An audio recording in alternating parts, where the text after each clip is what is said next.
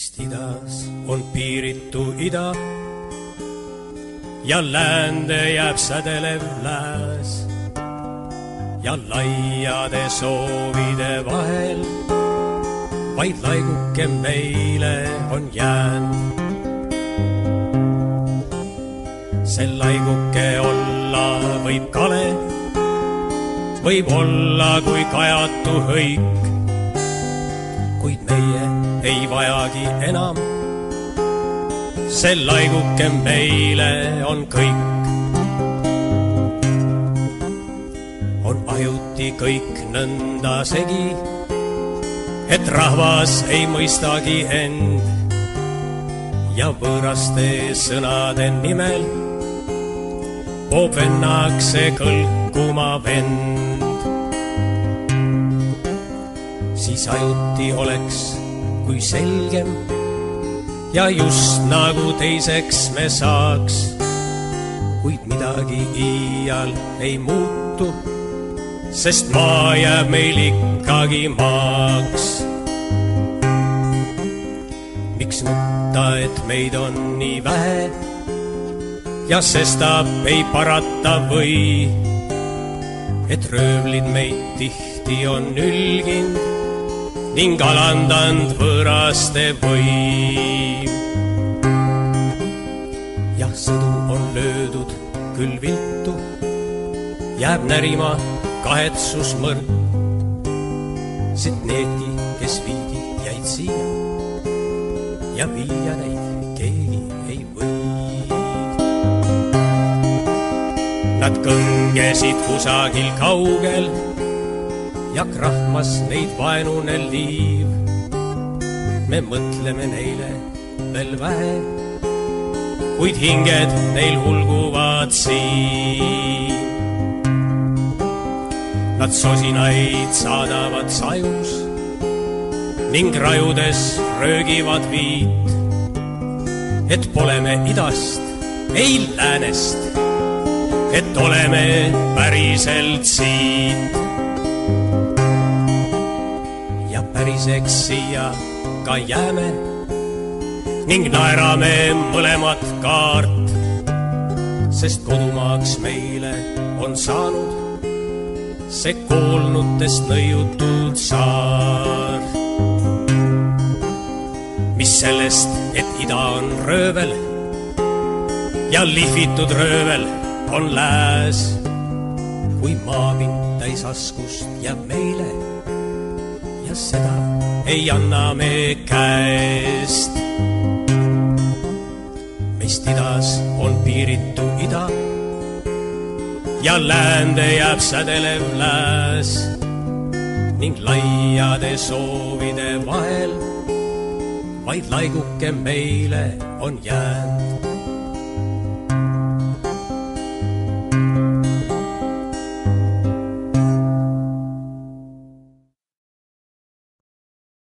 No nii, tere päevast, kallid kuulajad. Minu nimi on Timo Kalaus, alias Silverronk. Alustame oma näljamängude 18. saatega. Täna on 26. detsember, aasta on 2023. Vabandan kohe ette ära, kui ma siin köhin, rögastan ja tatistan, et tegelikult viimane kord, kui lugesin raamatut siin teile ette, siis tegelikult oli mul juba 38 viisil palavik, et terve pere siin põeb mingit gripilaadset toodet läbi, et aga jääme elama, me ei ole häda midagi. Nii, eelmine kord jäi mul raamatu lugemine pooleli, siis teemaks oli Iisraeli relvatehing. Kui nüüd keegi aru ei saa, millest jutt käib, siis loen ette Tiit Madissoni raamatut Täieline vabariik ilma viigileheta. 16. 17. saade olen seda raamatut siis ette lugenud ja viimane kord sai siin märkida ära, ühesõnaga olid sellised mehed meil toimetamas siin nagu Eerik-Niiles Kross. Eerik-Niiles Krossi koha pealt veel nii palju, et see inimeste mälu on nagu on, mul endal samamoodi. Ma tooksin siit Vikipeediast ühe sellise asja veel tõstaks esile, et võib-olla keegi mäletab Eesti Raudtee erastamist. Et Wikipedia annab meile siis teada, et Eesti Raudtee erastamisel osalenud Itaalia petturil Antonio Angottil aitas Eesti piiri ületada Eerik-Niiles Kross, kes tollal töötas Eesti luurekoordinaatorina valenime Toni Massei all ja valedokumentidega liikunud rahvusvaheliselt tagaotsitava Angotti käskis novembris 1999 piirivalvel üle piiri lasta Riigikantseleist korduvalt helistanud Kross. Riigikogu julgeoleku kontrollkomisjonile ja ajakirjandusele põhjendas Kross seda Eesti julgeoleku huvidega. Komisjoni esimees Koit Pikaro nimetas Krossi käitumist ebaprofessionaalseks ning väiteid teadlikuks valeks. Minu isiklik arvamus on, et Kross tuleks edaspidi julgeolekuasutustest ja riigisaladustest hoida väga eemal. Vaatame siit äriregistris siis Eerik-Niiles Kross, ennem oli ta siis Isamaas, vahetas maailmavaadet ja erakonda, täna on ta siis aastast 2014 on ta siis Reformierakonna liige. Teine tegelane, kellest ma eelmine kord siin rääkisin, oli siis Leonid Aparanski, nagu ma olen teile soovitanud, et kõik need nimed, mis siit tekstist või raamatust läbi käivad, et guugeldage need läbi ja viige ennast kurssi, kes millega hakkama saanud on, et ma ei hakka siit midagi eraldi välja tooma, lihtsalt viide sellele, et jah, viige ennast asjadega kurssi. Ma loen siis edasi, et egast midagi, nagu eelmises saates sai soovitada, kinnita oma turvavööd ja läks lahti. Nii. Mart Laari isamaaline valitsus pidas sõlmitavat relvatehingut riigisaladuseks ja püüdis seda varjata nii kaua kui võimalik. 15. jaanuaril 1993 teatas Eesti Ekspress, et Eesti valitsus kavatseb Iisraelist osta sadade miljonite kroonide eest relvi.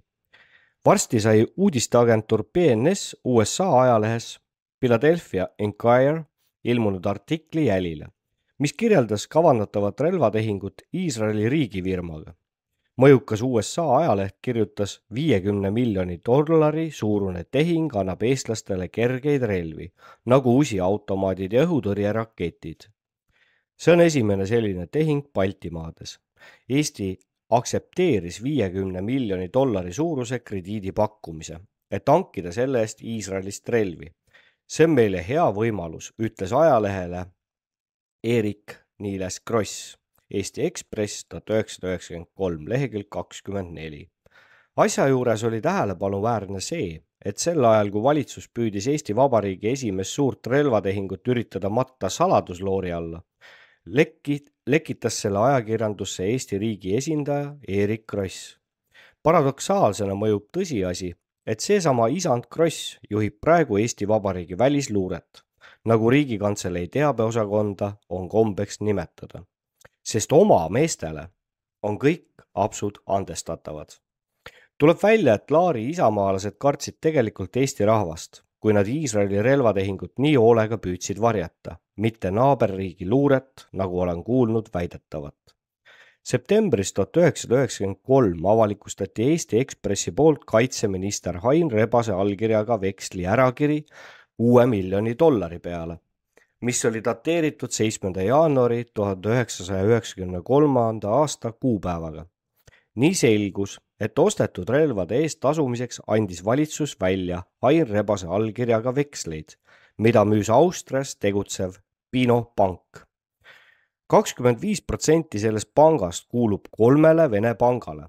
Üks neist on Togliatti pank, mis kasvas välja Tartu kommertspanga filiaalist Rosest, Eesti Ekspress 1993, lehekülg 27. Vekslite väljaandmine valitsuse poolt oli ebaseaduslik. Selliste vekslite väljaandmine, millel on riigi garantii, peab toimuma põhiseaduse järgi parlamendi otsuse põhjal. See nõue on kooskõlas Eesti Vabariigi põhiseaduse paragrahviga 65.10.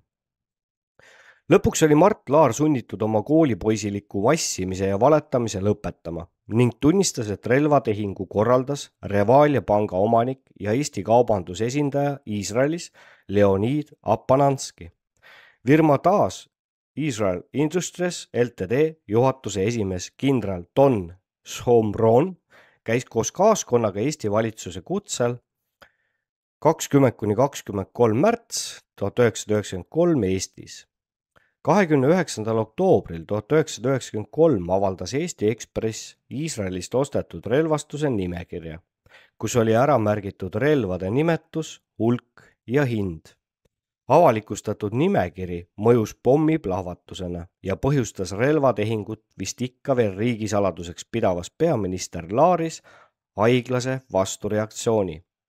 Peaminister teatas avalikult, et relvade nimekirja ajakirjanikule edastanud isik tuleb võtta seaduslikule vastutusele. Ilmselt meie demokraatlikuks nimetatud riigi valitsejad ei tea tsiviliseeritud maailma vastavaid kombed. Näiteks Skandinaavia demokraatlikes riikides eelneb suurte relvapartiide ostmisele reeglina pikk ja avalik arutelu. Suurte relvatarnelepingute sõlmimine ei ole demokraatlikes riikides juba ammu mingiks sõjasaladuseks. Kuna parlamendis kritiseerisid Iisraeli relvatehingut tormiliselt nii rahvuslased Toomepuu kui ka endised kommunistid Alatalu, teatas minister Jüri Luik, et valitsus võib muuta oma varasemaid seisukohti ja on valmis saatma relvatehingu koguni Riigikogule ratifitseerimiseks. Eesti Ekspress 16. september 1994. Vaatamata mitme saadiku teravale vastasseisule ratifitseeris Riigikogu valitsuskoalitsiooni enamhäältega relvalepingu 15. detsembril 1993. President Lennart Meri viseeris parlamendi otsuse 29. detsembril 1993. Relvatehinguga seotud isikud lahkusid järjest ametitest veel enne, kui ostetud relvad Eestisse hakkasid saabuma. Tiit Vähi valitsuse asekaitseminister Toomas Puura, kes tegi lepingu sõlmimiseks tublit eeltööd, vabastati ametist 1992. aasta lõpul tollase kaitseministri Ain Rebase poolt usalduse kaotamise tõttu. Selgus, et Puura oli Apananskiga seotud firmadele üürinud 3 varem Vene sõjaväe käsutuses olnud hoonet. Seoses Pullapäe jäägrite vastuakuga lahkus 4. augustil 1993 ametist relvatehingule allkirja andnud kaitseminister Ain Rebas. 25. oktoobril 1993 lahkus tervislikel põhjustel ametist Laari nõunik relvatehingu ämmaemandaks peetud Tiit Pruuli, täna väga lugupeetud isik. Oma nõuniku kohta on Mart Laar ühes kuluaarivestluses ise maininud, et Pruuli sai vist altkäemaksu, nagu kuulsin ühelt informeeritud ajakirjanikult. Kauem sai oma ametikohta kinni hoida kaitsejõudude peastaabi ülem kolonel Ants Laaneots, kes lahkus ametist 24. märtsil 1994, pärast seda, kui kaitsejõudude juhataja kindral Aleksander Einsel teatas pressis, et peastaabi kõrgemad ohvitserid said seoses relvatehinguga altkäemaksu. Eesti Ekspress 16. september 1994. Eeltoodule lisaks on huvitav teada, et pärast Toomas Puura vallandamist Ain Rebase poolt käis 2 Apananski emissari kaitseministeeriumi juristile Tõnu Põdrale survet avaldamas. Eesti Ekspressi arvates olid need endine Tartu KGB ülem alampolkovnik Anti Talur, kes juhtis Tartu Maapanga osakonna turvameeskonda, ja endine Edgar Savisaare nõunik Mati Pedak. Eesti Ekspressi artikkel 1993 lehekülg 26. Nimelt arvas kaitseministeeriumi jurist Tõnu Põder, et Puura väljastatud dokumendid polnud relvade ostmiseks üldse pädevad. Toomas Puura kinnitusel oli visiit Iisraeli eelnevalt kooskõlastatud Mart Laariga. Kuna kaitseministeeriumi jurist Tõnu Põder julges kahelda Eesti-Iisraeli relvatehingu dokumentide pädevuses, otsustati tülikast ametnikust vabaneda. peaminister Laar näitas kaitseminister Rebasele venekeelset dokumenti, mille järgi kaitseministri abi juriidilistes küsimustes Tõnu Põder on värvatud KGB kaastööliseks. Väidetaval värbamistunnistusel puudus värvatava enda allkiri. Ajalehe Eesti Ekspress andmeil on 1984. aastal Tartu KGB Põtra 3 korral üle kuulanud. Põder ise on avalikult värbamisdokumenti võltsinguks nimetanud. Ajaloolasest peaminister Laar oli varem korduvalt rõhutanud, et KGB päritoluga dokumente ei saa allikaina usaldada. Tõnu Põdra puhul see millegipärast ei kehtinud. 18. mail 1993 keeldus Mart Laar Kaitseministeeriumi juristi juhtumit kommenteerimast. Eesti Ekspress 11. juuni 1993. Tõnu Põdra värbamisdokumendi edastas Tartu KGB endine ülem Talur, kasutades selleks endiste KGB-tide abi kaitsepolitseis. Püüdis ju Talur ebaõnnestunult Põtra veenda, et see ei vaidlustaks mõningaid ebaseaduslikke rendilepinguid Vene sõjaväevaradega.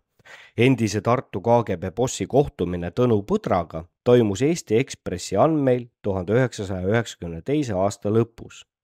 Kuna tülikas jurist segas üheaegselt nii Iisraeli relvatehingu sõlmijaid kui ka Vene sõjaväevaradega hangeldajaid, tuli Tõnu Põdrast vabaneda ja ilmuski välja värbamisdokument, mille ehtsuses Mart Laar millegipärast ei kahelnud. Juunis 1993 vallandati Tõnu Põder Kaitseministeeriumist. 23. jaanuaril 1994 sai teatavaks tõsiasi, et firma TAS oli Eestile Iisraelist saatnud suure koguse praakrelvi. Ka 4. veebruaril jõudis kohale järjekordne saadetis praakrelvi.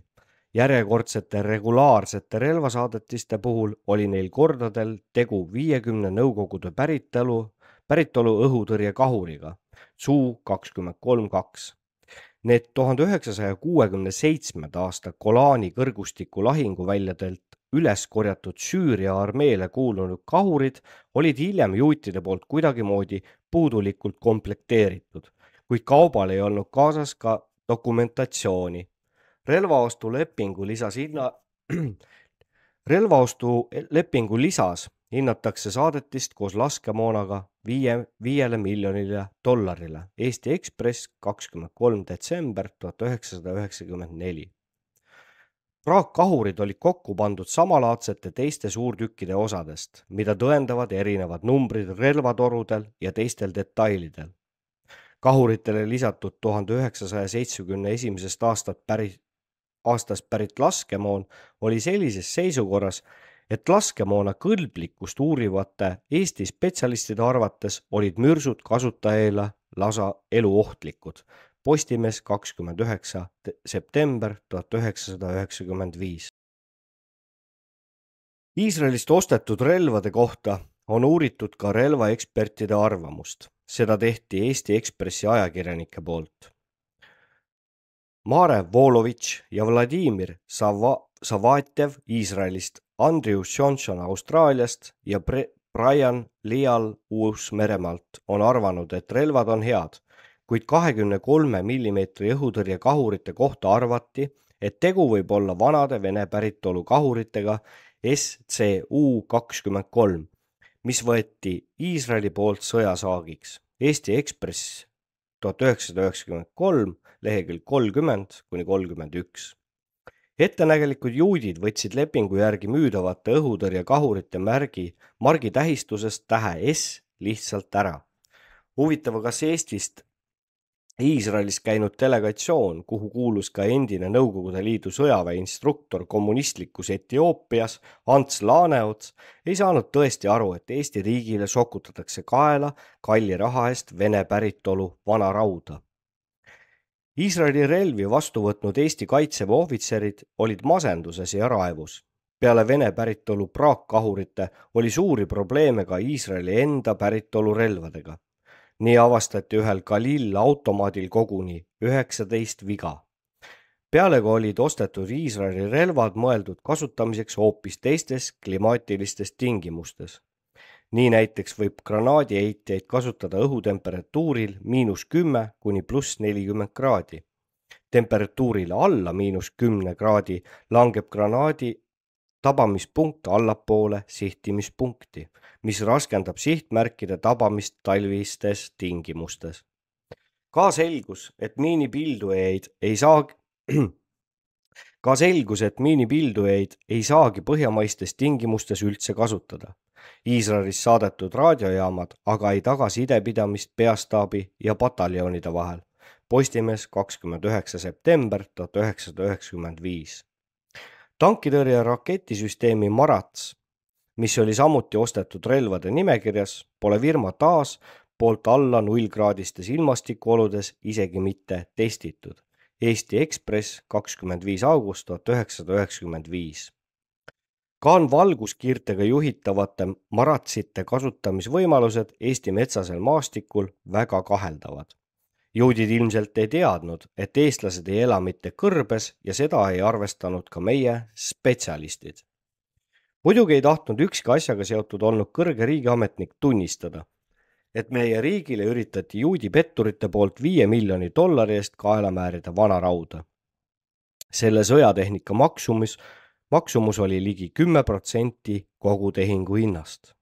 Peaminister Mart Laar püüdis praakrelvi isegi varjata, valetades 8. veebruaril 1994 avalikult, et avastatud on vaid mõni nõuetele mitte vastav padrunipartii.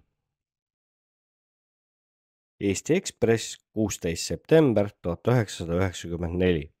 Tänu Kaitseväe juhataja kindral Einselni resoluutsetele protestidele kuulutasid Eesti valitsejad sunnitult, et saadetud 50 Nõukogude päritolu praakkahurit on taasi kingitus Eesti riigile. Praakrelvade partii avastamine Eesti sõjaväelaste poolt Tallinnas kutsus tagantjärele esile skandaali ka Iisraelis. Eestisse saabus taas Israel Industries Ltd esindajad kindral Dan Somroniga eesotsas. Muidugi olid juudid huvitatud, miks nii libedalt ja lühikese aja jooksul, ainult 2 kuud, sõlmitud lepinguga tõrge tekkis.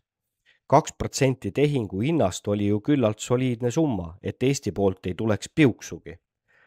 Ilmselt oli iisraellastele Eestiga juhtunud intsident vägagi ebameeldiv, sest meie riiki külastas kogune Iisraeli Knesseti esimees, kohtuti loomulikult Eesti valitsejatega.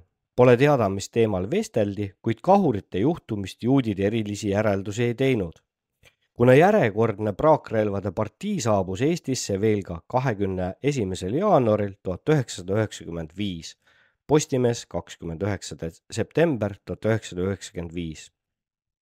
Ilmselt peavad iisraellased Eestit mingiks Aafrika arengumaaks, kuhu võib sokutada ükskõik mida.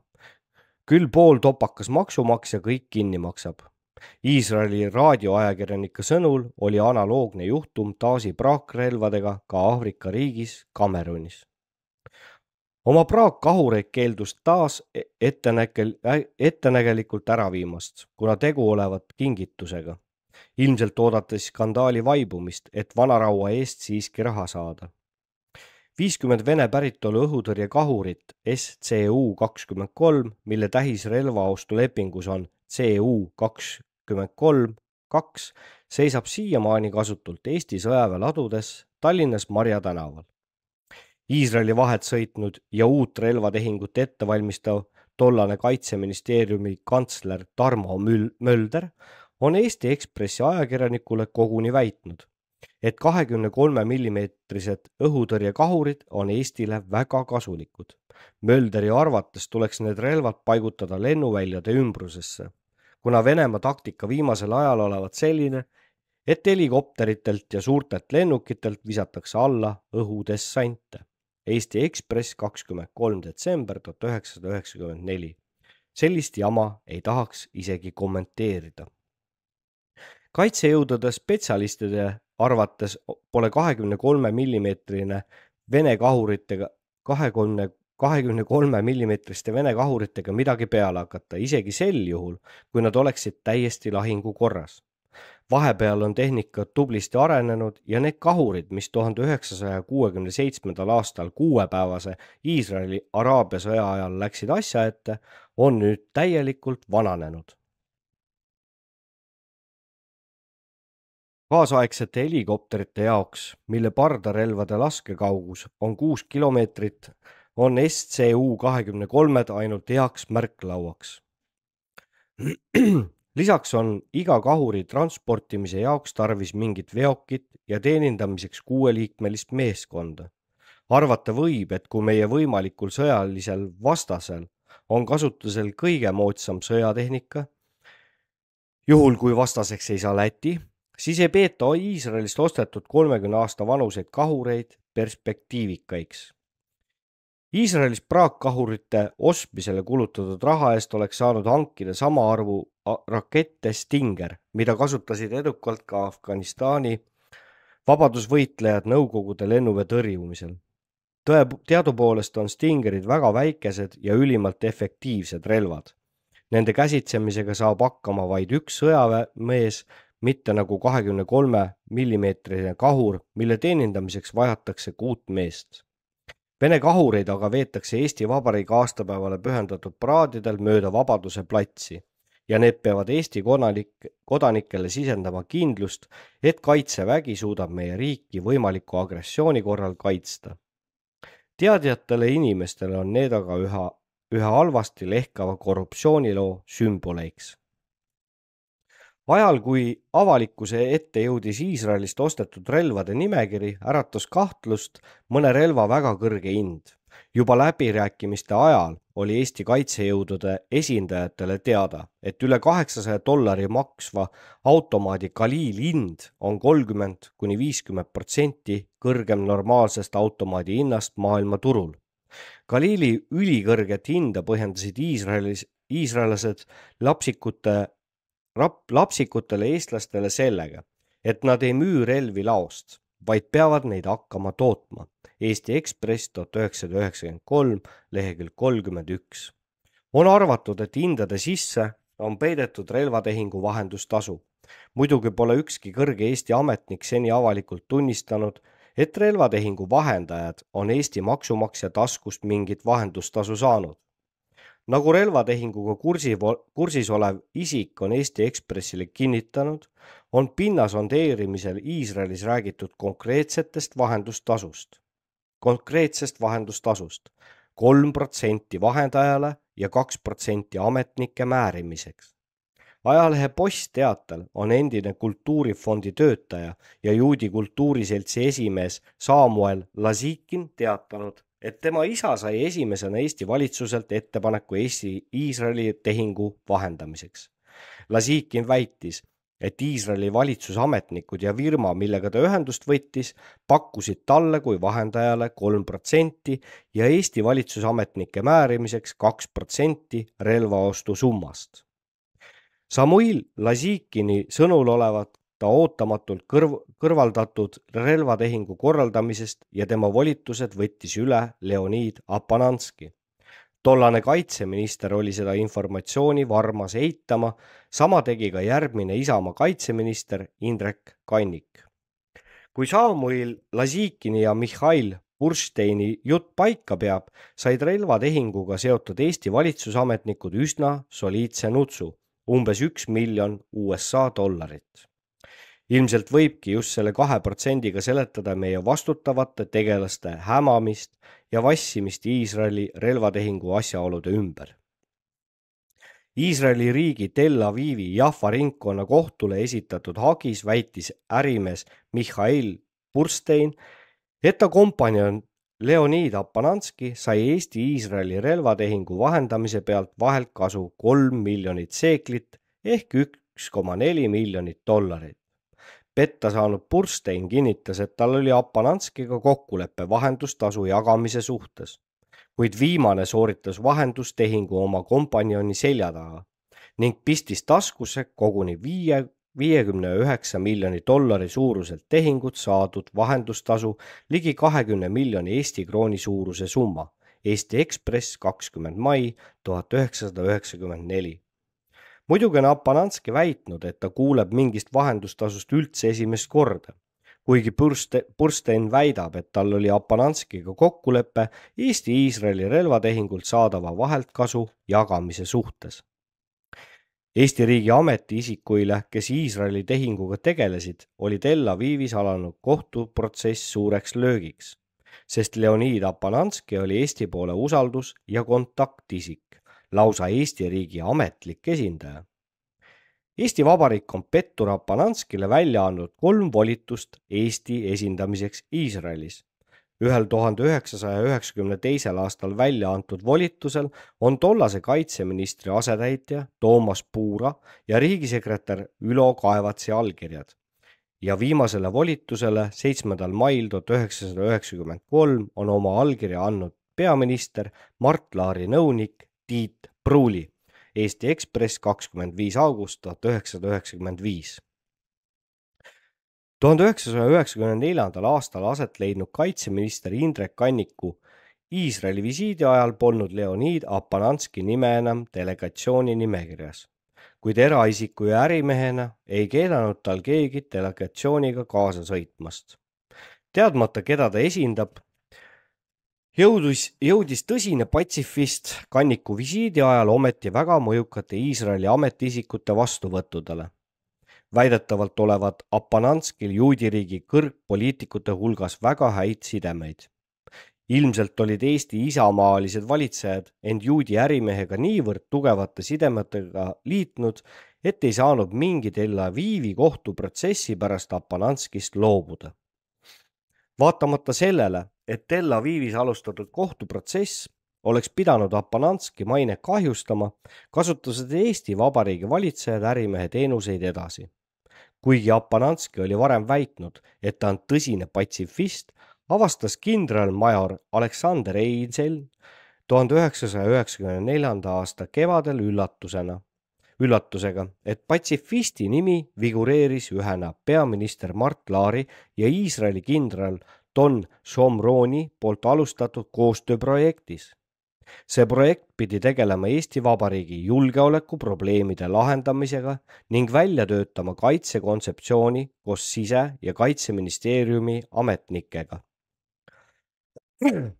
See, et Iisraeli kindral koos juudi rahamehega pidi kaitseväe juhataja selja taga ette valmistama plaani, kuidas Eestit tuleb kaitsta, ärritas kindral Einzelni niivõrd, et ta läks põhjalikult konflikti isamaalise valitsusjuhiga. Sellest ajast pärinebki kindrali ütlus: Eesti riigi probleemiks ei ole mitte see, et Laar läheb, vaid see, et Laar jääb. Pärast seda hakati Einzelni süüdistama, et ta sekkub poliitikasse. Oma kirjas peaminister Mart Laarile 16. maist 1994 palub kindral Aleksander Einzeln selgitada, miks Laar tegeleb temaga kooskõlastamatult riigikaitseliste küsimustega. Teiseks soovin kirjalikku selgitust ja koopiat teie ning kindral Don Shomroni poolt aluse pandud koostööprojektist, mille tulemusel loodate lahendada Eesti sisemise ja välimise julgeolekuga seotud probleemid, kirjutas kaitseväe juhataja peaministrile. Juudid püüdsid ajada oma salajast susser-musserit, loe äri, kindral Einzelni selja taga. Leonid Apananski abi Kristjan Karankis saatis kaitsejõudude peastaabi ülema KT-le Arvo Sirelile kirjamärkega konfidentsiaalne, mis kannab kuupäeva 16. mai 1994. Karankis kirjutab, et 1994. aasta 10. kuni 15. maini oli Tallinnas järjekordne töörühm Iisraelist, kes tegeles tollase peaministri Mart Laari ja kindral Don Shomroni alustatud projektiga.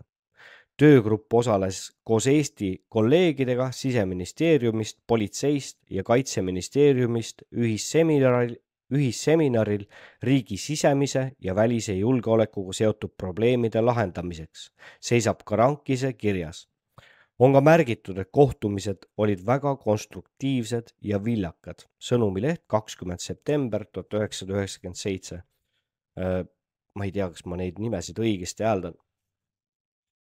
Aga on nagu on.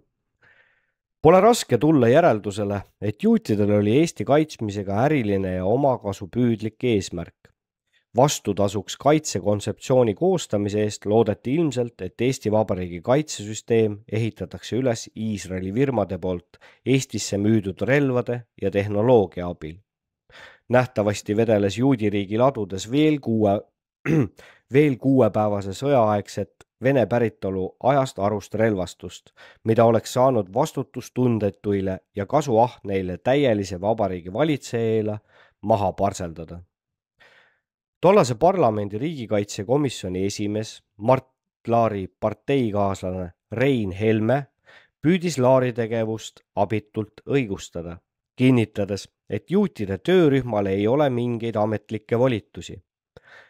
Pärnu muinsuskaitse seltsi liikmed, kes olid Helmega Pärnus kokku puutunud, jutustasid mulle 1994. aastal, kuidas endine pärnakas uhkustas oma Taasi relvatehases saadud püstoliga. See olnud juutide kingitus. On teatavaks saanud, et relvatehingu ajal jagati juutide püstoleid paljudele Eesti riigi ametiisikuile. Hiljem on mõni neist kingitusest loobunud. Tsiviliseeritud ärimaailmas on selline reegel, et kord juba ebaausalt toiminud firmaga uut lepingut enam ei sõlmita. Meie täielises vabariigis selliseid kirjutamata reegleid veel ei kehti. 1994. aastal korraldas Majandusministeerium konkurssi piirivalve jaoks elektrooniliste vaatlusseadmete hankimiseks. Vastavad ettepanekud tuli Itaalia firmalt Alenia, Prantsuse firmalt Thompson, Saksa Siemensilt, kes oli koostöös USA Cordioniga, Rootsi firmalt Celsius Tech ja Prantsuse Satilt. Loomulikult tuli pakkumine ka Iisraelist firmalt Elbit. Kaitseministeeriumi kantsler Tarmo Mölder oli ilmselt arvamusel, et juutide tehnika on kindlasti parim ja sõitis Iisraeli asju ajama. Külastati jälle Eestis juba tuttavaks saanud firmat Taas. Taas Israel Industries Ltd ametnikud olid eestlastele lahkelt lubanud, et nende firma kaudu võib isegi teiste riikide relvastust hankida. Ka pärast 1995. aastal toimunud Riigikogu valimisi jätkusid kontaktid Iisraeli firmaga. Vahepeal, mil skandaal Iisraeli praakkahuritega oli vaibunud, selgus, et saadetud 23 mm õhutõrjekahurid ei ole siiski parim kingitus Eesti Vabariigile, nagu kinnitas suuresõnaliselt Mart Laar, vaid nendele kahuritele olid juudid määranud ka konkreetse hinna. $3,8 miljonit ilma laskemoonata. Eesti Kaitseministeerium asus Taas Israel Industriga uuesti läbirääkimisi pidama, et asendada ajast ja arust Vene päritolu õhutõrjekahurid moodsa sidetehnikaga. Vahepeal kingitud kahurite asemel oli Iisraeli firma nõus tarnima sidetehnikat, tõsi, vaid $1,5 miljonit eest. Eesti Ekspress 25. august 1995. Isamaa juhitud valitsus ostis Taasi kaudu Iisraelist umbes $3,6 miljonit eest firma Tadrian sidetehnikat. Kuid selle juurde kuuluv vajalik tarkvara, ühenduskaablid ja kaugjuhtimissüsteemid jäid millegipärast ostmata. Eesti spetsialistid ei pidanud seda ilmselt vajalikuks. Taasi väga kõrgete hindade puhul tuli Eestil lisakulutusi teha veel $2,6 miljonit ulatuses, sest vastasel korral oleks korstnasse lennanud ka senine $3,6 miljonit ost. Lõpuks jäi seegi sidetehnika ostmata, kuna juudid nõudsid suurtükkide raha eest eestlaste poolt soovitava sidetehnika tarkvara ostmiseks liiga soolast hinda. Eesti Ekspress 21. juuni 1996. Üle $3,6 miljonit tuli Eesti riigil jällegi korstnasse kirjutada, kuna ilma tarkvarata pole muretsetud sidetehnika üldse kasutatav. Seni peab Eesti kaitsevägi õppuste ajal leppima mobiiltelefonidega, nagu kurtsid ka 1997. aasta augustis toimunud Erna Retkest osavõtjad ETV uudiste saates. Teen väikse pausi, aga te nii kaua mõelge. Isamaa erakonna peale. Toetus kasvab jälle nii, et vähe ei ole, eks ja ega me keegi ju ajalugu ei mäleta. Aga ma kohe loen edasi, ma käin korra ära. No nii, minu jaoks oli paus 10 minutit, teie jaoks oli ainult sekund, eks, mis te selle ajaga ikka jõudsite mõelda. Ma vahepeal siin jõudsin juba guugeldada, meil käis üks nimi siit läbi, oli Toomas Puura ja guugeldasin seda nime, et leidsin ühe 12 aastast 2012 ühe artikli Kalle Muuli Iisraeli relvad. Loeksid natukene ette teile. 92. aasta oktoobris, nädal-paar enne Tiit Vähi valitsuse lahkumist, juhtus kummaline lugu. Kaitseminister Ülo Uluots avastas ühel hommikul tööle tulles, et tema asetäitja Toomas Puura on kadunud nagu tina tuhka. Pärast pikka otsimist kuulis Uluots lõpuks Riigikantseleist, et Puura on koos peastaabi ülema Ants Laaneotsaga ja valitsuse nõuniku Leonid Apananskiga Iisraelis. Kui Uluots mitu nädalat hiljem viimaks Puurat kohtas, selgitus too, et teda olla Iisraeli saatnud Mart Laar. Nüüd hakkavad sündima suured asjad, kuulutas asekaitseminister uhkelt. Puural oli õigus. Suured asjad hakkasidki sündima. Eesti valitsuse esindajad olid Iisraelis käinud vaatamas relvi, mida kaitsevägi pakiliselt vajas, aga mida ükski lääneriik konfliktiohu tõttu Baltimaadele ei müünud. Kogu Eesti kaitseväe relvastus koosnes tol ajal ainult 2000 Kalasnikovi automaadist. Rumeenia päritolu tõttu olid needki vähesed relvad tegelikult enesepete. Vot selline. Nii et ühesõnaga guugeldage neid nimesid. Ei jõua ära korrata. Nii, kus ma siis siin nüüd pooleli jäin, et nad ei tulegi meelde. Okei. Võtame siis suvalise kohana, et mõne sekundiga meelest juba läinud. Oodake korra. Oma kirjas peaminister Mart Laarile 16. maist 1994 palub kindral Aleksander Einsel selgitada, miks Laar tegeleb temaga kooskõlastatult. Seda ma juba lugesin, jah. Näed, kui ebaprofessionaalne. Siit. Seega oli Leonid Apananski vahendusel sõlmitud Eesti relvatarnimise leping Iisraeliga mitut pidi vigane ja Eesti Vabariigile lausa kahjulik. Pealega oli 49 miljoni dollari koos protsentidega umbes 69 miljonit USA dollarit, suuruse maksumusega lepingu ülimalt napisõnaline, kus poolte suhted olid ebapiisavalt reguleeritud. See võimaldas tehingu vahendajail saada ülisuuri kasumeid. Võimalik, et vaheltkasu teenimine oligi põhieesmärgiks, kui juriidiliselt täiesti kirjaoskamatu leping koostati. Tänini ei ole Kaitseministeeriumil õnnestunud välja selgitada, kes koostas Eesti-Iisraeli relvatehingu teksti. Peaminister Laari nõunikuna töötanud Tiit Pruuli on väitnud, et tema seda ei teinud, kuigi just Pruulit peetakse selle teksti autoriks. Kolonel Ants Laaneots on uurimisel samuti vaid õlgu kehitanud ja seletanud. Kes ja kuidas koostas ostulepingu, ma ei tea. Nägin seda esimest korda allakirjutamise päeval. Konfidentsiaalsuse nõuet järgides, mida pidevalt on rõhutanud ekspankur Apananski, on Tallinnas kokku kirjutatud leping soodne ainult ühele lepingu poolele, Iisraeli firmale taas. Muidugi ka tehingu vahendajaile. Igale kaupmehele torkaks kohe silma, et relvade nimekirjas on mainitud kogused, aga puuduvad hinnad. Tagavaraosade puhul on jälle väga täpselt toodud hinnad, aga pole täpsustatud kogus ja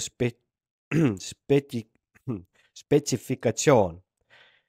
Taasil on väga suur vabadus valida, mida ja kui palju ta meile saadab. On Eesti-Iisraeli relvatehingut kommenteerinud endine Kaitseministeeriumi ärimehest kantsler Robert Lepikson, Eesti Ekspress 21. juuni 1996. Omal ajal mõjus Iisraelist ostetud relvade väidetav NATO standard peaaegu et ainukese garantiina Eesti ühinemiseks Põhja-Atlandi plokiga. Nüüdseks on selgunud, et NATOsse esmapääsejad on Visegradi riigid, neist üks esimesi Poola, mille relvajõududes on endiselt kasutusel märksa odavamad Vene päritolu relvad. Vene relvadega ajavad läbi ka Läti ja Leedu ning pole kuulda, et meie naabrid just seetõttu NATO ukse taha jäävad. Kalasnikovi automaate on Venemaalt ostnud ka Soome, pidades seda relva sobilikuks oma kaitseväe relvastamisel. Eesti mahhinaatoritest poliitikute ilusad jutud NATO standardist olid seega mõeldud halvasti lehkava relvatehingu õigustamiseks.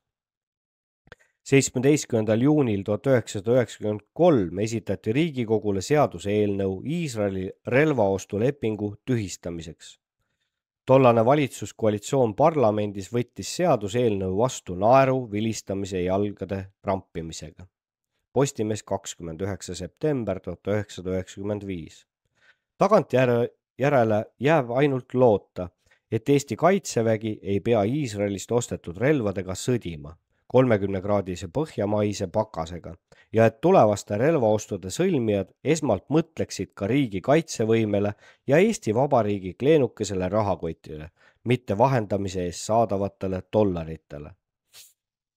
Isamaalaste poolt sõlmitud relvatehingul on veel üks tagajärg. See musta tagapõhjaga afäär peletas Isamaast ja selle koalitsioonipartnerist ERSP-st eemale ühe suure hulga nende parteide veendunud toetajaid, kelle häälte abil said platsipühkijad Toompeale. Relvatehingul on kentsakas epiloog. Erukindral Aleksander Einsel uuris aastaid hiljem ühelt valitsusringkondadele lähedal seisvalt isikult, et miks koonderakondlased ei uuri ega too avalikkuse ette isamaalaste relvatehinguga seotud asjaolusid. Vastus oli ootamatu. Kuidas saaks seda teha, kui kasu sellest tehingust said paljud? Aeti ju juutidega äriga pärast 1995. aasta parlamendi valimisi, mil pumba juurde pääses kompetentide seltskond. Nii, järgmine peatükk. Evald Mikson, Iisraeli relvatehingu ohver. Rootsis elav Eesti juudi päritolu kirjanik Peeter Puide süüdistab oma 1997. aastal ilmunud dokumentaalromaanis Samuil Brzezinski kadunud viha, eestlasi koostöös natsidega, juutide ja kommunistide hävitamisel.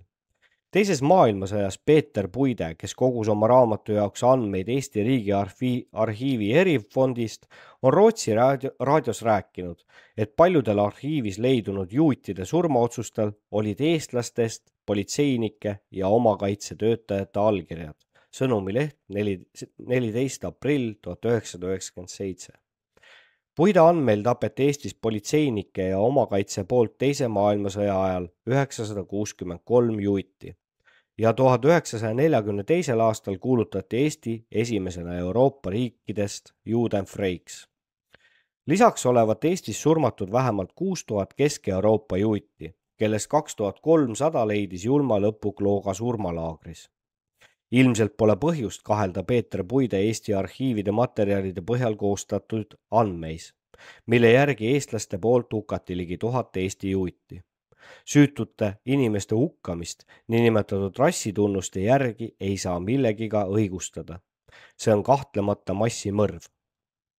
Paraku suutis aga kurikuulus Idel Jakobson üksi rohkem represseerida eestlasi kui kõik eestlased juute kokku.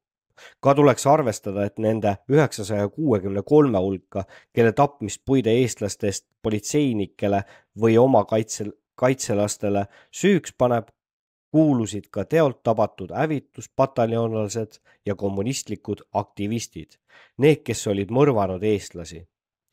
Oskar Tšeer, Viktor Vreit, Salomon Kats, Ilja Frank, Meir Epstein, Aleksander Rubin, Herman Klass, Boris Mirvits, Iisak Hoffmann, Elje Miškin, Meier Minsker. Teate, kui ma neid nimesid ette loen siin, et võib-olla ajab naerma küll, aga vaadake, ma teen neid asju ette valmistamata ja Tavaliselt vanast õhtul on need sellised nii-öelda naljasaated või tuuakse välja need vead, mis on filmimisel juhtunud, et me eksime kõik ja ma tean ka seda, mul üks tuttav siin, kes teeb oma saateid 20 minutit teksti, teinekord kulub tal selle sisse lugemiseks 2-3 tundi. Aga ma panen puusalt ja kukub välja nagu kukub, et olen loomulik, olen inimlik.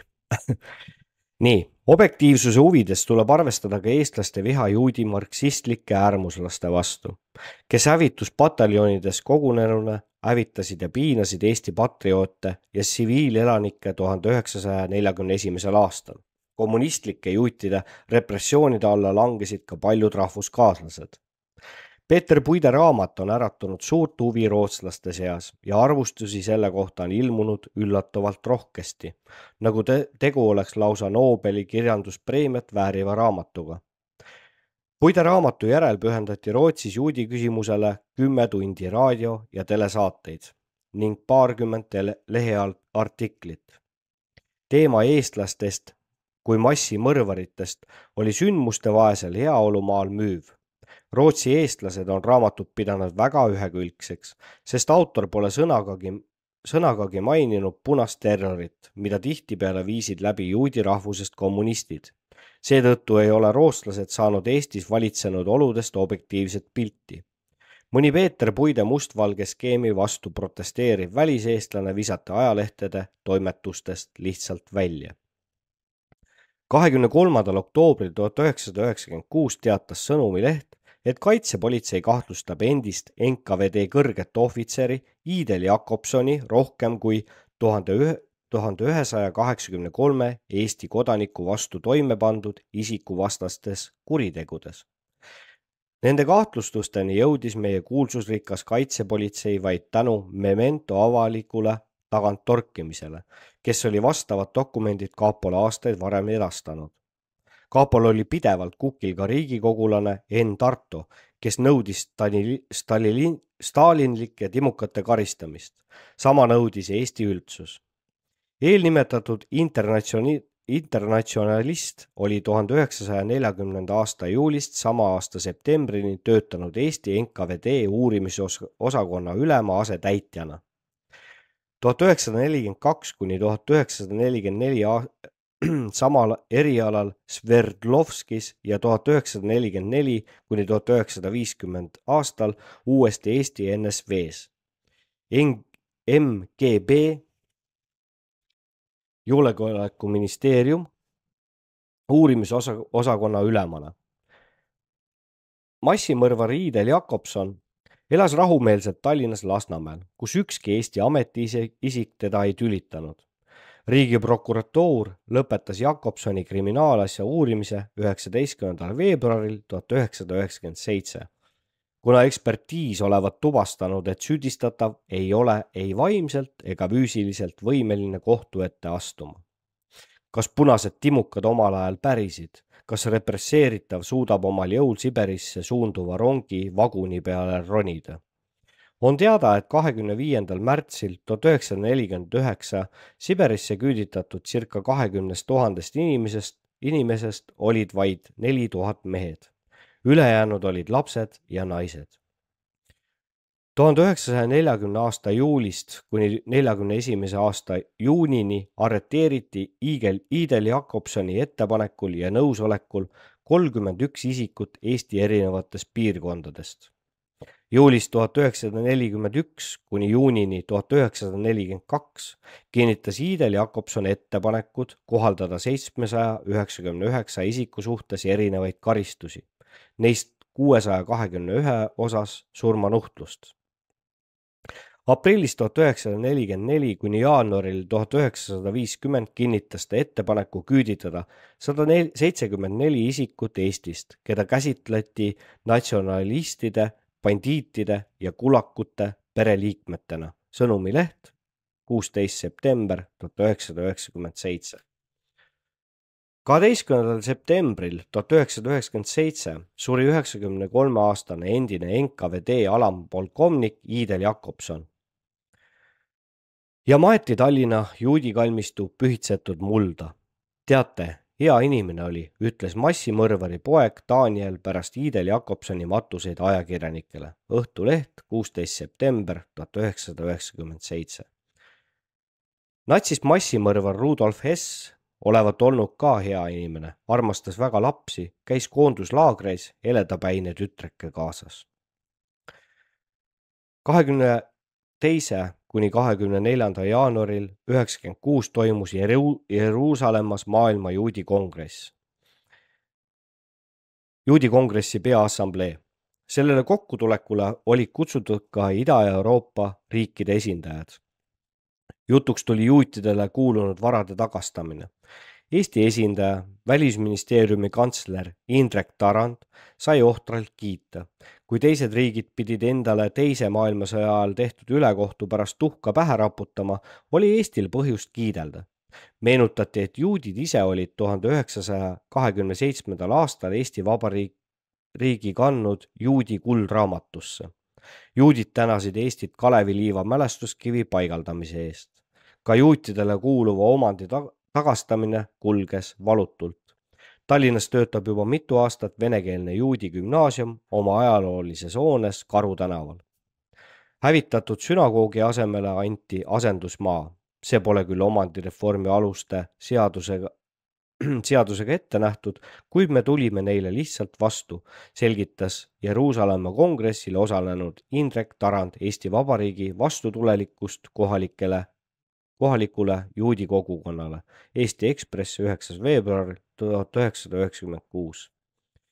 Eestlastel on põhjus teiste Balti riikide ees nina püsti hoida. Nii on Läti endine riigipea Anatolis Gorbunovs 91. aastal kommunistlike juutide roimad Läti kodanike vastu järsult hukka mõistnud ja 94. aastal arreteeriti Lätis sõjaaegsete kuritegude toimepanemise eest Alfons Noviks, kes oli 40. aastatel Daugavpilsi NKVD ülem ja küüditas lätlasi Siberisse pärast sõda, olles siis juba Läti NKVD ülem. Juudist NKVD-lase mõistis Läti kohus vangi. Meie lõunanaabrid lätlased said Jeruusalemma kongressil juutidelt võtta Läti justiitsministri juudivaenuliku avalduse eest, et välismaalastele ei saa vara tagastada, kuna see mõjub Läti majandusele õõnestavalt. Veel rohkem on juudid tigedad leedulaste peale. Peaminister on teatanud, et vara saavad tagasi ainult Leedu alalised elanikud ja Rooma katoliku kirik juudi taga pühkigu suu puhtaks. Septembris 1991. aastal võttis Leedu Vabariigi Seim vastu seaduse, mida peeti maailma juudi ringkondade poolt natslike kurjategijate rehabiliteerimiseks. Muidugi kandsid mõjukad juudid hoolt, et see skandaalne uudis satuks mõjuka New York Timesi esileheküljele ja USA senat saatis seepeale Leedu presidendile Vytautas Landsbergisele kirja, kus nõuti vabandamist juutide ees. Simon Wiesenthali keskuse juht Ephraim Surov on Leedu Seimi vabandust pidanud kavalaks, sest ilmselt ei olnud leedulaste vabandust sõnastatud küllalt alandlikult. Leedus olevat sõja ajal toimunud kuulmatud juutide hukkamised. Meie rahvast aeti karjadena tapale. Need ajajate jälitamisega on mul nüüd käed-jalad tööd täis, selgitas oma tegemisi 92. aasta novembris Eestis viibinud Surov. Erilist vimma just leedulaste vastu võib seletada ka sellega, et Simon Wiesenthali keskuse mõjuka osakonna juhi isa elas enne sõda Leedus. Eesti Ekspress 4. detsember 1992. Wiesenthali keskus, mille peakorter asub Los Angeleses, on oma põhiülesandeks seadnud natside Ida-Euroopast pärit käsilaste selgitamise ja nende viimise kohtu ette. Selle keskuse Ida-Euroopa osakonna juhataja Ephraim Surov on Austria ajalehele Der Standard antud intervjuus selgitanud. Hitleri käskude elluviijaks olid mitte ainult tavalised sakslased ja austerlased, vaid ka täiesti harilikud horvaadid, leedulased, lätlased ja ukrainlased. Surov kurdab, et Leedus ja Horvaatias ei anta natsiroimareid kohtu alla, vaid vastupidi võetakse avasüli vastu. Leedust on saanud samasugune natsikurjategijate pelgupaik, nagu oli Argentiina 50ndatel aastatel. Seal pole kedagi veel kohtu alla antud, kuigi natsidest puudust ei ole, süüdistas Wiesenthali keskuse juht meie saatuse kaaslasi leedukaid. Sõnumileht 11. aprill 1997. Leedu-Iisraeli suhted jahenesid järsult septembris 1997, kui mõni Leedu poliitik tegi välisministeeriumile ettepaneku pöörduda Iisraeli poole, et see kutsuks ära oma Leedu suursaadiku, Odet Ben-Huri. Leedu Seimi liikmed olid nördinud eriti Iisraeli diplomaadi kõne peale Seimi pidulikul istungil, kus Ben-Hur süüdistas leedulasi juutide genotsiidis ja sellele kaasaaitamises juba enne natside saabumist Leedusse 1941. aasta juunis. Suursaadiku sõnul oli teda selles kõnelema volitanud Iisraeli välisministeerium, teatas uudisteagentuur BNS. Leedu välisministeeriumi noodis Iisraelile avaldas Leedu kahetsus seoses sellega, et Iisraeli valitsus ei pööranud küllaldast tähelepanu juudi suurmõtleja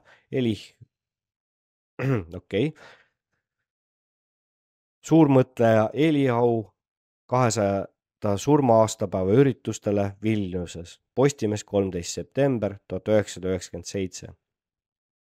Kuigi Surov oma Der Standardi intervjuus jättis ära märkimata eestlaste väidetava osa holokaustis, ei tähenda see kaugeltki seda, et Simon Wiesenthali keskus ei jälitaks neid eestlasi, keda kahtlustatakse juutide hävitamises Saksa okupatsiooni ajal Eestis. Loomulikult ei pea Wiesenthali keskus arvet mitte nende juutide üle, kes olid massiliselt tapnud teiste rahvaste esindajaid, vaid vastupidi, antisemiitide üle. Keskuse tähelepanu alla jäi ka Islandil elav endine Eesti Polpoli ametnik Evald Mikson. Juudid olid seni arvanud, et Mikson ei olegi enam elavate kirjas, sest ka ENSV KGB teise osakonna ülema määrusega oli Miksoni suhtes kriminaalasi peatatud. Põhjus andmed Miksoni alias Indriksoni praeguse elukoha kohta puuduvad. Evald Miksoni väidetavatest kuritegudest said natsikütid teavet ENSV punakirjaniku Ants Saare raamatust. Siinkohal on huvitav märkida, et kui Ants Luik uuris natsikütt Ephraim Surovilt, kas juudi rahvusest kommunistlikud timukad vääriksid samasugust jälitamist, siis põikles Miksoni toimikute kättenõudja otsesest vastusest kõrvale, lausudes: meie esimene eesmärk Eestis on, et algatataks süüasi Evald Miksoni suhtes. Eesti Ekspress 4. detsember 1992. Ephraim Surovi peetakse palju aktiivsemaks natsikütiks, kui seda on Austrias elav vananev Simon Wiesenthal, kes kõrvetas oma käed USA-s kinni nabitud ukrainlase Temanjukiga, kes ei osutunudki kurikuulsaks koonduslaagri timukaks ja Van Julmaks, nagu arvati. 1992. aasta veebruaris oli planeeritud Islandi välisministri Hanip Palsoni visiit Jeruusalemma. Veidi enne visiiti saabus Reykjaviki Jeruusalemmast teravsisuline kiri, mida lugenuna Hanip Palson haavus niivõrd, et tühistas oma visiidi Pühale maale. Kirja saatja oli Simon Wiesenthali keskus ja kirjas nõuti, et Reykjavikis elava juudi mõrvari Evald Miksoni tegusid hakataks viivitamatult uurima. Kirja ebaviisakas toon ja väga jultunud nõudmised põhjustasid Iisraeli solvumise riiklikul tasemel. Mikson oli Islandil väga populaarne mees, Soome sauna ja käsipalli tutvustajana, kellest Inglismaal Cardiffis elav kirjanik Einar Sanden kirjutas raamatu An Estonian Saga, mis olevat Islandil bestselleriks muutunud. Eesti Ekspressi ajakirjanikud, kes on pääsenud Evald Miksoni KGB toimikule ligi, väidavad, et nii Evald Miksoni kui Harry Mannili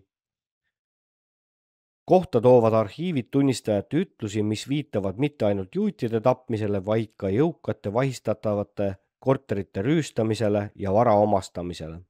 Tallinn-Harju prefektuuri aruandeist käis septembrist detsembrini 1941 läbi 640 juuti, kellest 610 lasti maha, 30 sattus koonduslaagrisse. Mikson oli selle prefektuuri ametnik. Eesti Ekspress 93 aasta lehekülg 122-126. Muidugi oli Eesti rahvusest politseiohvitseridel raske 41. aastal vahetult pärast kommunistlike hävituspataljonide ja NKVD mõrvu juutidesse neutraalselt suhtuda. Tallinna NKVD üks ülemaid, Juut Grabe, organiseeris koos oma juudi abilistega Eesti politsei ohvitseride massilise tapmise. Islandi ajalehele Morgblödo on Evald Mikson rääkinud, et ta teadis liiga palju detaile vapside mässust ja rääkis avalikult selle mässu tagamaadest. Sakslastele ei olevat see meeldinud. Sellega seletanud Mikson seda, miks sakslased ta 18 kuuks vanglasse heitsid. Arhiivist võib aga leida dokumente, mis tõestavad Viljandimaalt pärit juudi noormehe Otto Rõõdali mahalaskmist ja Tallinn-Harju poliitilise politseijuhi Ervin Viksi arupärimist Rõõdali asjust, milles õieti oli Otto Rõõdali süüdi ja kuhu jäi juutidelt röövitud mööbel ja kunstikogu. Pärast vaese Otto Rõõdali surma saatmist sattusid Mikson koos oma abi Männiliga vanglasse. Ei saa hästi aru, mida pidas Mikson silmas vapside mässu all, kas vabadussõjalaste 8. detsembrile 1935 planeeritud võimu ülevõtmist. Kui seda, siis pole Eesti tollased kohtuvõimud ega polpolli ametnikud leidnud mingit sidet vapsidel Saksamaa tollaste natsionaalsotsialistlike valitsejatega. Nii tulid hitlerliku Saksamaa võimud isegi vastu Pätsi-aegse Eesti välisministeeriumi taotlusele 22. veebruarist 1936 mitte anda vapside juhile Artur Sirgile,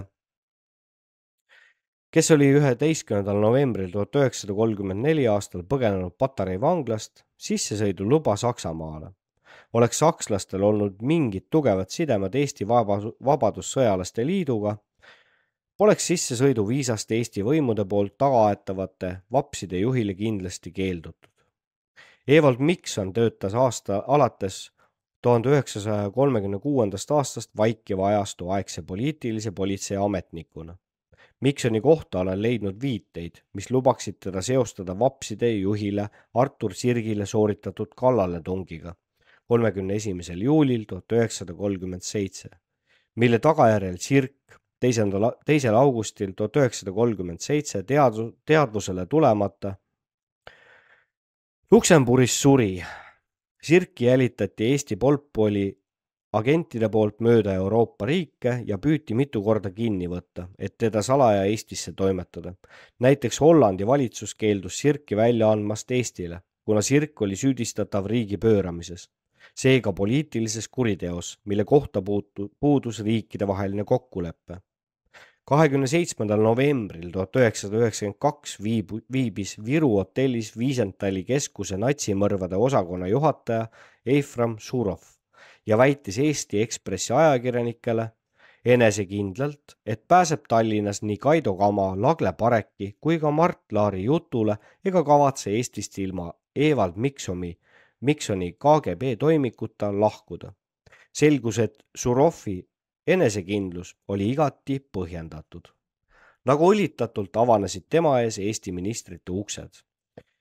70 lehekülge dokumentide koopiaid rändas Viru hotellist Iisraeli, sealt edasi Islandi pealinna, sinna juba karmi süüdistusena.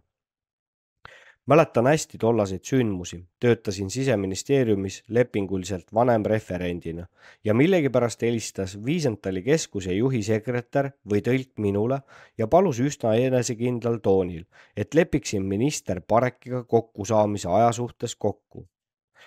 Ma suhtusin juba tol ajal juutide keskusessa üsna jahedalt, sest mulle olid teada nende koostööjuhtumid KGB-ga, mida viiesentaalased oma eesmärkide läbiviimisel tihtipeale arrastasid.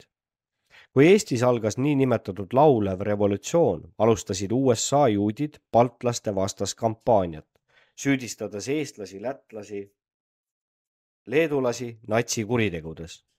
Teatasin Eifram Surovi esindajale, et mina ei ole ministri sekretär, ajagu neid asju õige ametnikuga. Hiljem, kui Surov saabus siseministri jutule, õnnestus teda ka vilksamisi näha. Oli väga üleoleva käitumisega isand. Sel hetkel ma muidugi ei teadnud, et mõjukas juut tuli saama Miksoni kohta KGB poolt koostatud toimiku materjale, mis asusid sel ajal Siseministeeriumi arhiivis pagari 1. Vastasel korral oleksin ilmselt püüdnud selle ürituse nurja ajada. 1992. aastal olid ametivõimud keeldunud näitamast Evald Miksoni KGB toimikut Eesti Ekspressi ja Kuku raadio ajakirjanikele. Prokurör Jüri Kasesalu kirjutas minister Lagle Parekile põhjenduskirja selle kohta, kui tähtsad need toimikud riigi seisukohast on ja miks ajakirjanikud neid näha ei tohi. Eesti Ekspress 93 aasta, lehekülg 128. Mida oli siis tarvis, et saada Eesti valitsusasutustelt kätte riigi seisukohast tähtsaid dokumente? Tarvis oli olla juut ja tulla riigist, mis lubas Eestile suurt krediiti relvaostuks. Dokumendid, mida ei tohtinud näha Eesti avalikkus, loovutati ajaloolasest peaministri juhitud valitsuse poolt mängeldes juutide keskusele.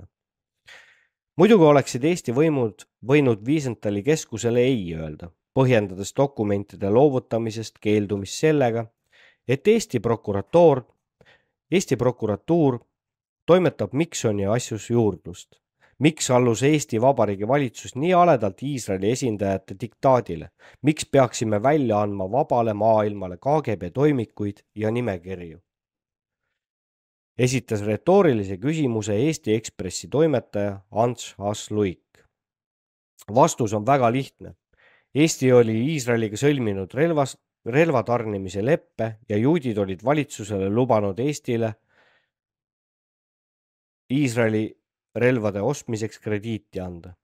Raske on arvata, kas Miksoni kohta käivate KGB dokumentide väljaandmist tingis riigimehelik soov saada Eesti kaitseväele kalleid Iisraeli relvi või mõlkus mõnel otsustajal rohkem meeles relvatehingu vahendajaile ette nähtud soliidne preemia.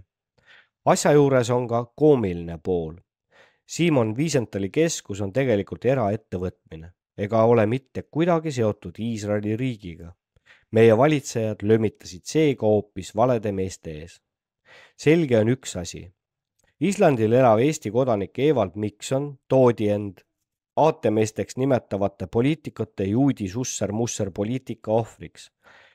Ükskõik, olgu tegu ausana serveeritava sooviga hankida Iisraelist relvi või vähem ausa sooviga saada kätte priske $1 miljoni vahetustasu, aateliseks võib sellist käitumist nimetada vaid puruloll või täiesti põhimõttelage inimene. Muidugi ei ole usaldusväärsed Eesti juristid Evald Miksoni kohta käivaid arhiividokumente enne nende juutidele loovutamist uurinudki. Ilmselt olid end isamaalisteks poliitikuteks nimetanud Mart Laar, Lagle Parek ja teised arvamusel, et juudid suudavad Eesti kodaniku võimalike kuritegude suhtes olla objektiivsemad kui eestlased ise. Leian, et süüdistused eestlaste võimalikes natslikes roimades tuleb Eesti juristidel kas ümber lükata või siis kinnitada. See on aga ainult Eesti riigi asi. Erinevalt Eestist ei olnud Miksoni uue kodumaa valitsus Simon Wiesenthali keskuse ees kaugeltki nii aupaklik ega külalislahke, nagu olid orjalikult pugejalikud Eesti valitsejad. Eifram Surov ei pääsenud isegi ühegi Islandi ministri audientsile. Eestist 5 korda väiksema elanike arvuga Island ei ole mingi suurriik, ometi julgeti mõjukate juutide ees vastupidiselt eestlastele tõeliselt sõltumatu riigi valitsejana käituda. Evald Miksoni surm 27. detsembril 1993 lõpetas tantsu tema väidetavate juudimõrvade ümber ja päästis ühtlasi Eesti valitsejad suuremast häbist. Miksoni asjaga seotu vääriks järelduste tegemist. Iseasi, kas täielise vabariigi poliitikud on üldse võimelised mingitest õppetundidest järeldusi tegema. Juudimõrvari Andi epiloog arenes 1998. aastal. Selle aasta algul ilmus Pärnu Postimehes järjejutuna paar selle raamatu alapeatükki. Nende hulgas ka Evald Mikson, Iisraeli relvatehingu ohver, mis kutsus esile vastandlikku suhtumist. Suvel ilmus ajakirja Loop niinimetatud juudi number, kus oli õige mitu artiklit, mis pühendatud Evald Miksoni ja Harry Mannili tegevusele. Nimetatud ajakirjas oli ka endise peaministri Mart Laari kirjatükk Miksonil ei ole süüd, kus otsene asjaosaline kirjutas. 1992. aasta lõpul sai selgeks, et Venemaa kavatseb propagandasõjas Eesti vastu aktiivselt kasutada niinimetatud juudi kaarti. Üritati kahjustada Eesti rahvusvahelist mainet, süüdistades teda fašismis ja juutide vastu suunatud terroritegudes. Selleks kasutati aktiivselt ka mõningaid juudi organisatsioone, eeskätt Simon Wiesenthali keskuse juhti Eifram Šurovi, kes Eesti ajalugu eriti hästi ei tundnud.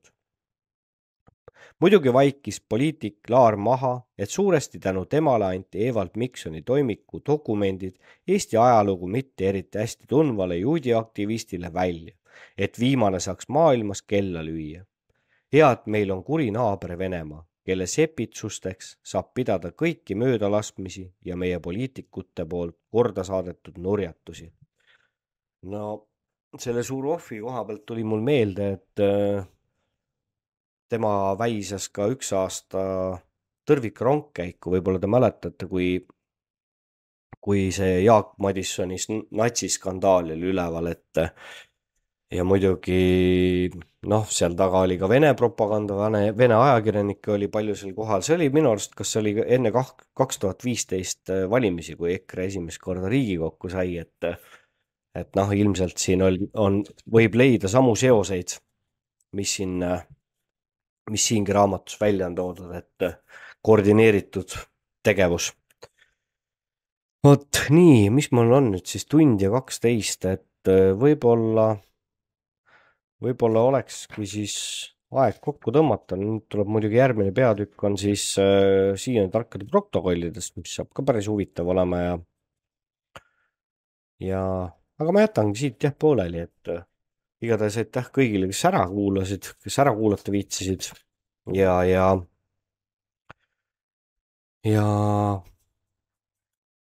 järgmise korrani, egast midagi.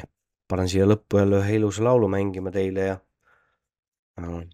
ütleme niimoodi, et seesama bänd või ansambel Suveniir on minu üks lemmikutest. Mulle meeldivad need vanakooli lood, kus on viisi, kus on sõnumit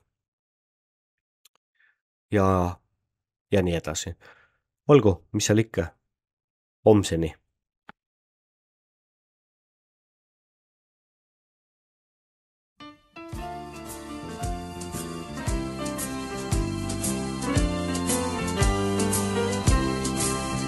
Kaugel aianurgas eemal linnakerast seisab metsistunud vana õunapuu. Ei ta hooli enam kevadisest särast, ainult mõtetele ta on jäänud truuks. Puu on varjuline vabarnate võsa, taga kuurise hingus plank ja naaberaed. Kostis kunagisi rõõmus laste kisa, nüüd me vanapuume mängupaika kaed.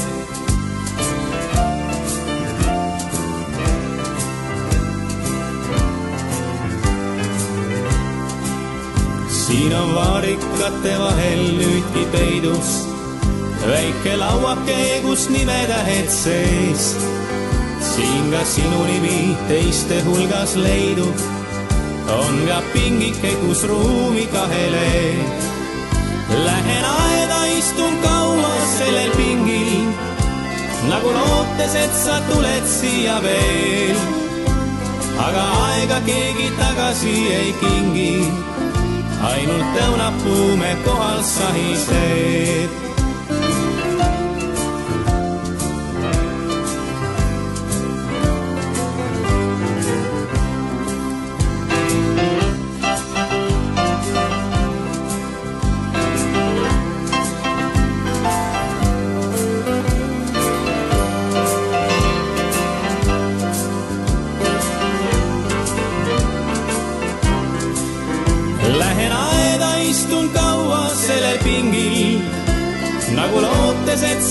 tuled siia veel.